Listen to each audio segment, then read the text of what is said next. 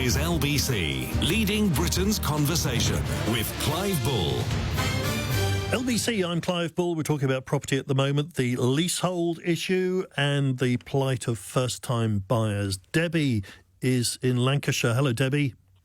Good evening, Clive. Evening. What would you like to say? Two separate things.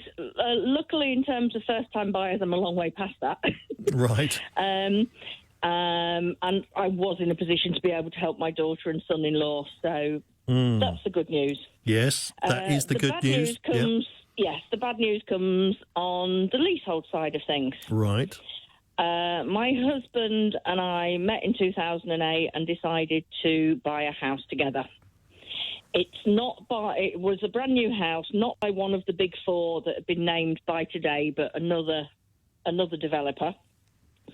But just looking at the CMA areas of concern, ground rent, we're lucky. Compared to so many people, we are lucky. Our ground rent is £150, doubling every 25 years. So compared to many, that's not too bad.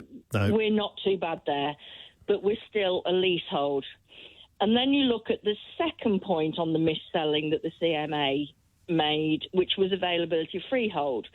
People being misled about the availability of freehold. We were told that buying the freehold wasn't an option.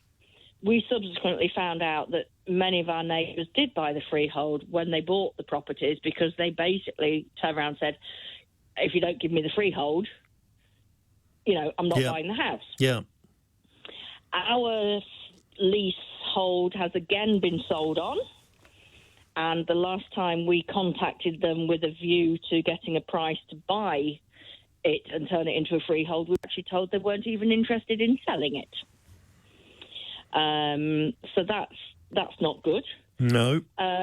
Unfair sales tactics, well, yes, it was their year-end coming up on the 30th of June, so we were offered a deal to get in 3.5 weeks. But I think the one thing that seems to be missing from a lot of this, and I thought Sir Peter Bottomley was brilliant, and also the lady from Bolton was brilliant. Absolutely.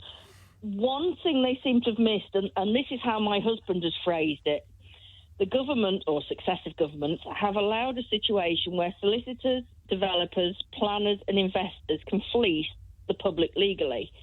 I've got in my hand our report on contract of mortgage for the purchase of this plot by the solicitors, which were the solicitors recommended to us by the developers. And under Title 2.1, the property will be registered with leasehold and absolute title. This is the best form of title available to a buyer. Since when has leasehold been the best form of title available to a buyer?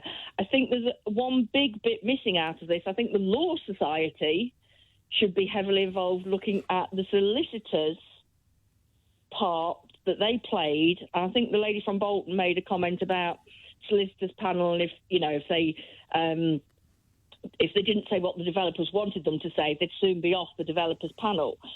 So I've got a legal document in my hand that says this is the best form of title available to a buyer. Which it certainly isn't. Very interesting, Debbie. Thank you very much for that.